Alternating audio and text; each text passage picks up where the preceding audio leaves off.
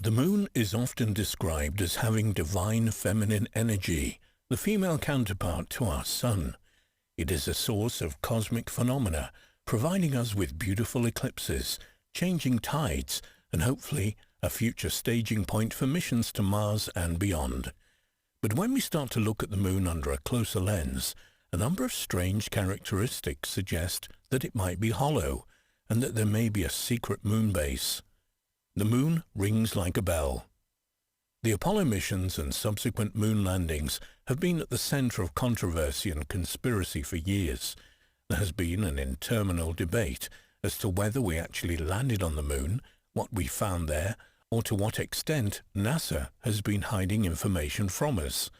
But amid the quarreling and speculation, the number of anomalous features on the moon has puzzled scientists and conspiracy theorists alike. Towards the latter end of the Apollo missions, NASA astronauts placed seismic recording devices on the lunar surface to document artificial and natural moonquakes. Their equipment recorded activity ranging from meteorite strikes to man-made explosions and crash landings of Apollo rockets. Even the sun's heat created seismic activity when it caused the moon to thaw on a daily basis.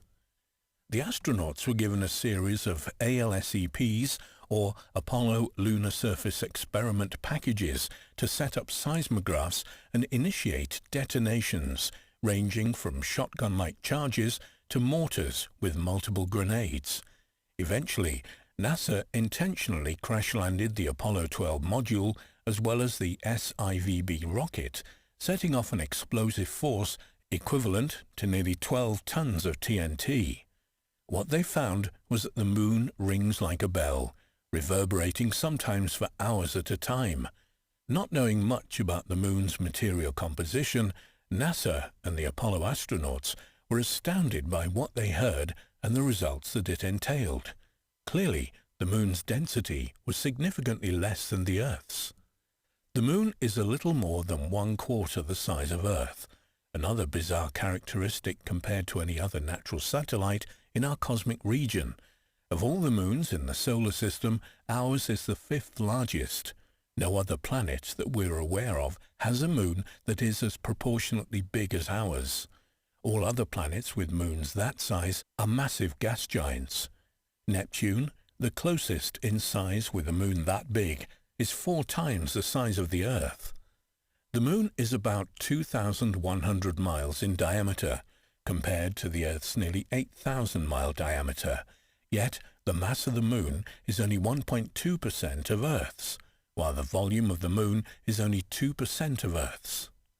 After NASA conducted these tests, it concluded that the moon has a similar composition to our planet, although significantly less dense, with a 31-mile crust of mineral plagioclase, a mantle of olivine and pyroxene, and a very small core of iron and sulfur. But when the Apollo astronauts first landed on the moon, they had difficulty drilling into the surface of the craters, which are anomalies in themselves. Craters are thought to be the result of meteorite and asteroid impacts, meaning there should be a certain proportion between their depth and width. Instead, many wider craters have similar depths to significantly narrower craters, with some even appearing convex. And when astronauts attempted to drill into the craters, they were barely able to penetrate the surface, discovering processed metals like brass, mica, and pure titanium. The moon is a spaceship, a secret moon base? In 1970, 2 Soviet astronomers had been studying the satellite and theorized that it was likely a hollow moon put in place by a highly advanced extraterrestrial race. Their theory was based on these observable anomalies, claiming the moon was an artificial shell that had been inhabited internally for years.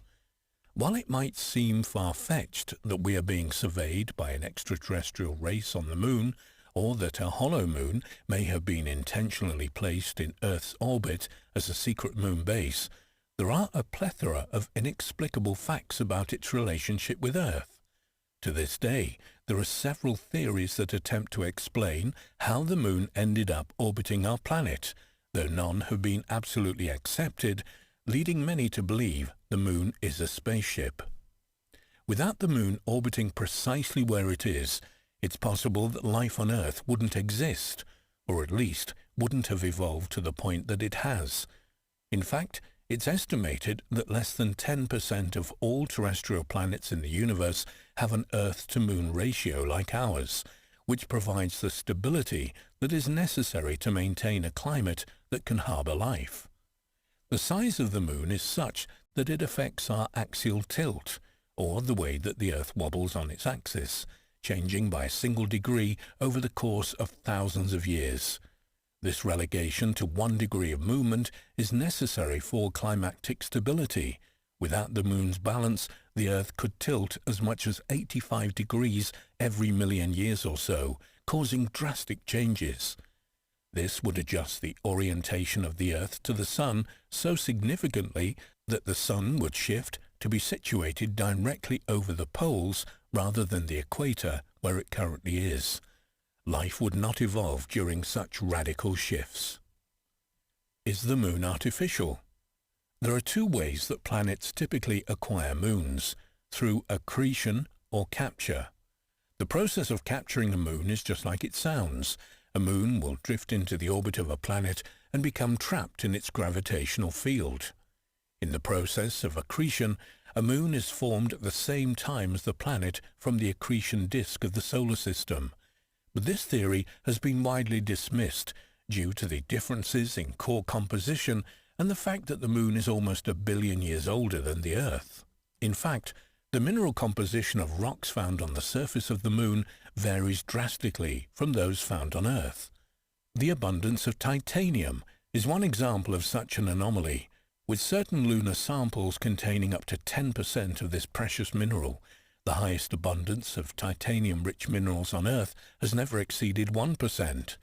There are other processed metals found on the moon like mica and brass, as well as the presence of radioactive elements like uranium-236 and neptunium, none of which are found naturally on Earth. These moon rocks, brought back from Apollo missions, presented another surprise. They were magnetized. Scientists were baffled, having previously assumed that the moon never had a magnetic field. The Earth's magnetism is thought to be the product of an internal dynamo in which the rotating, convecting, and electrically conducting liquid iron in the core generates the field. However, the moon wasn't believed to have a core large enough to generate this type of dynamo mechanism. Hollow moon proof. According to Zulu legend, our hollow moon was put in place by 2 brothers with scaly, fish-like skin. The legend tells of Wowane and Mpanku, who brought the moon to Earth after stealing it from a great fire dragon. They are said to have emptied out egg-like satellites of its yolk, subsequently placing it in orbit around the Earth. Prior to this, the planet was said to have been shrouded in a sheath of watery mist, which came raining down to Earth once the moon came into orbit. Some believe that this deluge of water may be reference to the Great Flood that destroyed the antediluvian civilizations.